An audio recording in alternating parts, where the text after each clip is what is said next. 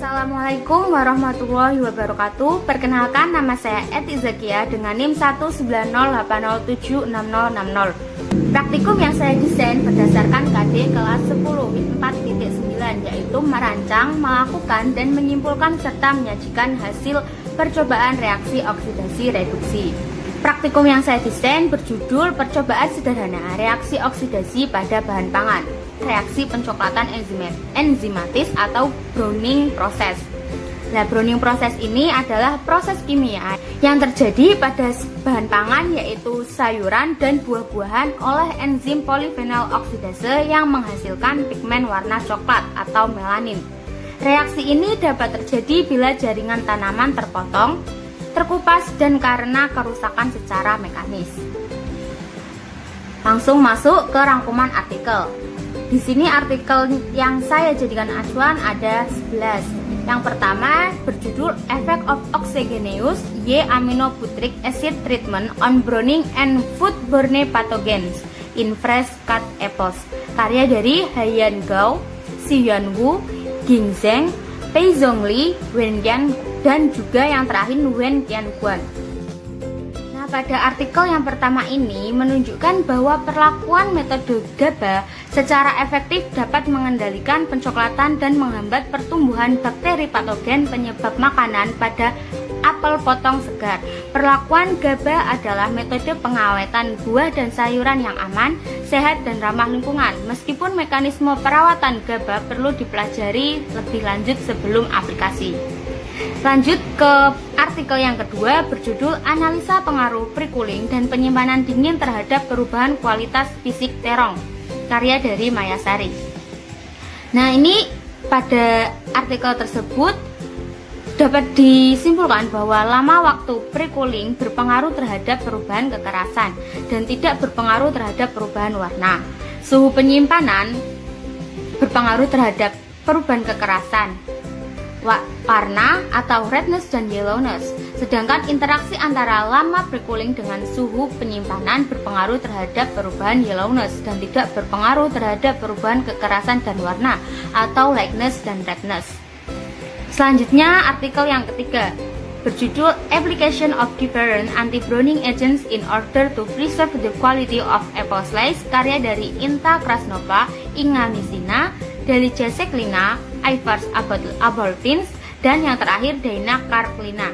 Secara umum, perawatan dengan jus alami yang diencerkan memastikan kualitas irisan apel segar yang baik pada hari-hari pertama penyimpanan.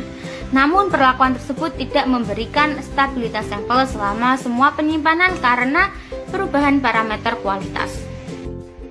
Lanjut ke artikel yang keempat dengan judul Pengaruh Penambahan Zat Anti-Browning Alami pada Kentang, karya dari Maria Ingrid, Daniel Setiadi Lokasurya, Heri Santoso, dan juga Yansen Hartanto. Nah, pada artikel yang keempat ini diketahui bahwa garam dapur, jeruk nipis, dan asam sitrat dapat digunakan sebagai zat anti-browning pada kentang. Jenis anti-browning garam dapur, air jeruk, dan asam sitrat memberikan pengaruh yang signifikan. Nah, penambahan asam yang terakhir yaitu penambahan sitrat 1,5% merupakan anti-browning yang terbaik dengan memberikan inhibisi sebesar 76,75%. Selanjutnya yaitu artikel yang kelima berjudul Potensi Ekstrak Air Buah Belimbing Wulu atau Everol Belimbing L sebagai bahan anti-browning umbi kentang atau Solanum tuberosum L, karya dari Melia Trinandawati, Marta L, Lande, Zulkifli, dan juga Tunjung Tripeni Handayani. Nah, dari hasil penelitian pada artikel ini dapat disimpulkan bahwa ekstrak air buah belimbing wulu tidak bersifat anti-browning terhadap umbi kentang karena tidak menurunkan indeks browning, namun mampu mempertahankan kandungan karbohidrat terlarut total dan aktivitas enzim dehidrogenase. Artikel berikutnya berjudul Aplikasi Ekstrak Daun Zaitun atau Oleh Europe L dalam pengemasan vakum untuk mencegah pencoklatan pada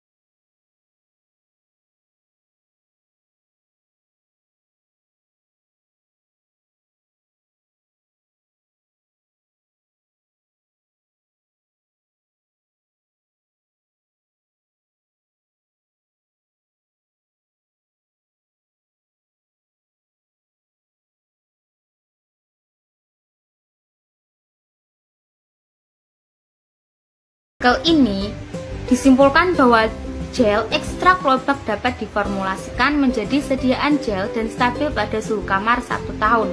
Nah, formula 3 dengan konsentrasi 6% memiliki aktivitas persen antioksidan sebesar 10,16% dan penghambatan tirosinase sebesar 49,58% atau yang paling tinggi. Artikel berikutnya berjudul Controlling of Polyphenol Oxidase Based Browning in Selected Fruit and Vegetables, karya dari Amna Kausar, Masrur Elahi Babar, Sameakhan dan juga M. Siras Ahmad. PPO merupakan enzim penting dalam industri pangan dan aktivitasnya secara umum menyebabkan penurunan nilai gizi dan penerima konsumen terhadap buah-buahan, sayuran, dan produknya sehingga menimbulkan kerugian ekonomi.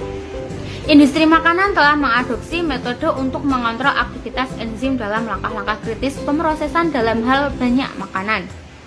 Namun masalah ini tidak terpecahkan di banyak buah-buahan siap makan dan sayuran siap masak, di mana pencoklatan terjadi segera setelah pemotongan.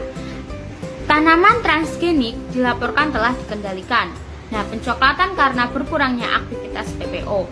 Namun, penerimaannya yang lebih luas masih harus dicapai. Itulah yang informasi atau pengetahuan dari artikel ini. Kemudian selanjutnya artikel berjudul Control of Enzymatic Browning in Potato with Calcium Chloride and Ascorbic Acid Coating, karya dari Gulsin Yildiz.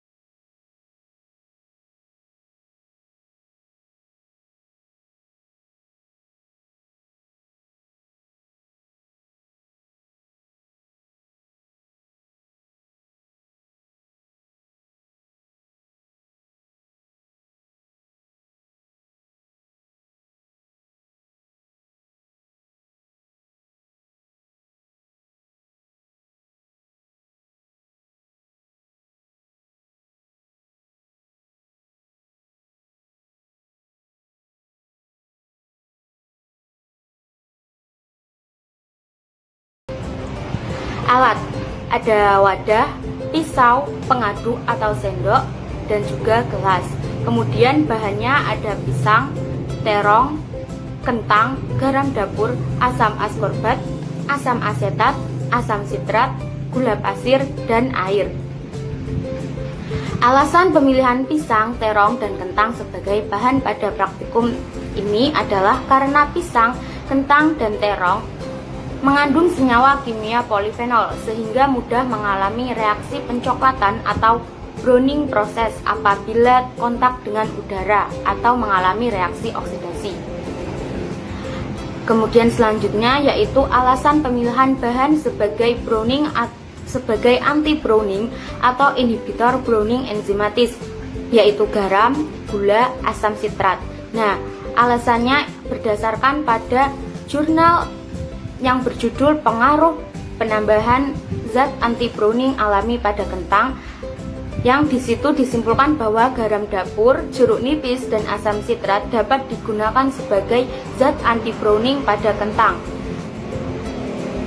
Di situ juga disimpulkan bahwa jenis anti-browning garam dapur, air jeruk, dan asam sitrat memberikan pengaruh yang signifikan. Selanjutnya ada vitamin C. Alasannya karena vitamin C mampu mencegah proses pencoklatan karena vitamin C akan dioksidasi menjadi asam dehidroaskorbat yang berdasarkan pada artikel karya Desi Retnopuri pada tahun 2008 berjudul Pengaruh Vitamin C terhadap Aktivitas Polifenol Oksidase Buah Pisang atau Musa paradisiaca Lin var sapientum secara in vitro. Bahan pangan. Langkah yang pertama yaitu menyiapkan gelas sebanyak 6 buah. Selanjutnya, menambahkan 100 ml air ke dalam masing-masing gelas tersebut. Dilakukan pelabelan pada masing-masing gelas. Dibutuhkan ada 5 jenis. Yang pertama ada larutan gula, larutan garam, larutan asam sitrat, larutan asam asetat, dan larutan asam askorbat. Larutan gula dibuat dengan cara menambahkan 1 sendok teh gula pasir ke dalam 100 ml air, kemudian dihomogenkan.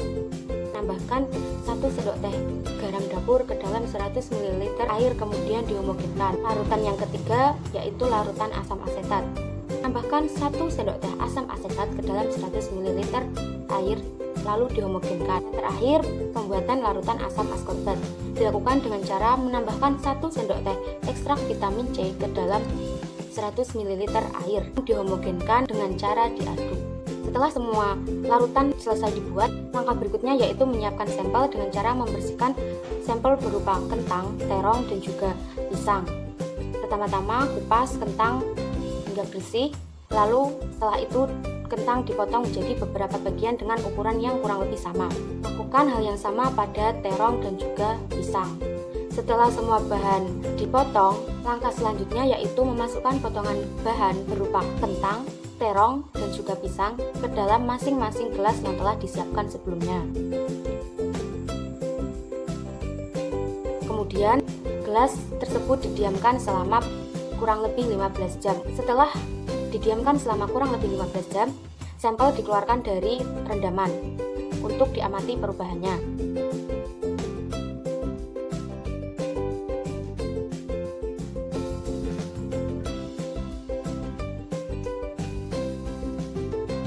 Dilakukan pengamatan terhadap sampel tersebut. Selanjutnya yaitu data pengamatan.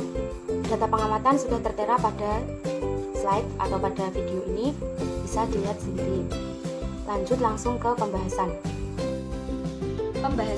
Praktikum ini bertujuan untuk mengetahui reaksi oksidasi pencegahan pencoklatan pada bahan pangan. Reaksi oksidasi pada bahan pangan bisa mengakibatkan kerusakan mutu pada makanan yang berupa munculnya aroma yang tidak disukai, berubahnya warna makanan menjadi kurang menarik, rusaknya sebagian zat gizi seperti vitamin, dan terbentuknya senyawa-senyawa baru yang membahayakan kesehatan. Proses pencoklatan pada bahan makanan dapat dibagi menjadi 2 reaksi utama, yaitu pencoklatan enzimatis dan pencoklatan non-enzimatis. Reaksi pencoklatan enzimatis adalah proses kimia yang terjadi pada sayuran dan buah-buahan oleh enzim polifenol oksidase yang menghasilkan pigmen warna coklat atau melanin. Proses pencoklatan enzimatis memerlukan enzim polifenol oksidase dan oksigen untuk berhubungan dengan substrat tersebut. Proses browning enzimatis disebabkan karena adanya aktivitas enzim pada bahan pangan segar, seperti pada susu segar, buah-buahan, dan sayuran. Enzim fenolase aktif pada kisaran pH 3 sampai 8,5 dan optimal pada pH 7. Terdapat beberapa faktor lain yang mempengaruhi laju oksidasi, yaitu jumlah oksigen, derajat ketidakjenuhan, asam lemak dalam minyak, dan adanya antioksidan. Karena dampak negatif dari reaksi oksidasi pencoklatan enzimatis ini, maka dilakukan upaya untuk mencegahnya. Pencegahan pencoklatan enzimatis dapat dilakukan dengan cara mengurangi kontak langsung dengan oksigen. Pengurangan oksigen dalam rendaman air mencegah reaksi pencoklatan, karena air dapat membatasi jumlah oksigen yang kontak dengan jaringan sampel buah dan sayuran. Berdasarkan hasil pengamatan, perendaman sayuran ternyata dapat memperlambat reaksi pencoklatan enzimatis. Cara penghambatan fenolase juga dapat menggunakan NaCl dan larutan gula. Campuran antara NaCl atau larutan gula dan asam klorogenat serta fenolase dan sampel akan menghambat enzim yang dihasilkan oleh sayuran atau buah-buahan. Perlakuan ini menyebabkan pembentukan senyawa dapakrometionin yang berwarna coklat akan berkurang. Berdasarkan hasil pengamatan, kentang tanpa perlakuan hanya mengalami sedikit perubahan warna dan tekstur. Sedangkan menurut literatur, seharusnya kentang yang tanpa perlakuan memiliki warna paling coklat karena kontak sampel dengan oksigen sangat besar. Sedangkan untuk sampel dengan perlakuan urutan warna dari yang paling coklat ke tidak coklat yaitu larutan garam, kontrol, larutan asam asetat, larutan asam sitrat, larutan gula, air murni, dan yang terakhir larutan asam askorbat. Berdasarkan hasil pengamatan, terlihat bahwa asam askorbat merupakan anti-browning terbaik untuk kentang dibandingkan yang lainnya. Sedangkan untuk terong, urutan warna dari paling coklat yaitu kontrol, larutan asam asetat, larutan asam askorbat, larutan asam sitrat, larutan garam, dan yang terakhir larutan gula. Hal ini menunjukkan kesesuaian dengan teori yang menyatakan bahwa terong tanpa perlakuan memiliki warna paling coklat. Begitu pula pada sampel pisang. Sementara itu untuk sampel pisang secara berurutan dari yang paling coklat adalah kontrol, air murni, air gula, larutan asam asetat, larutan garam, larutan asam askorbat, dan yang terakhir larutan asam sitrat.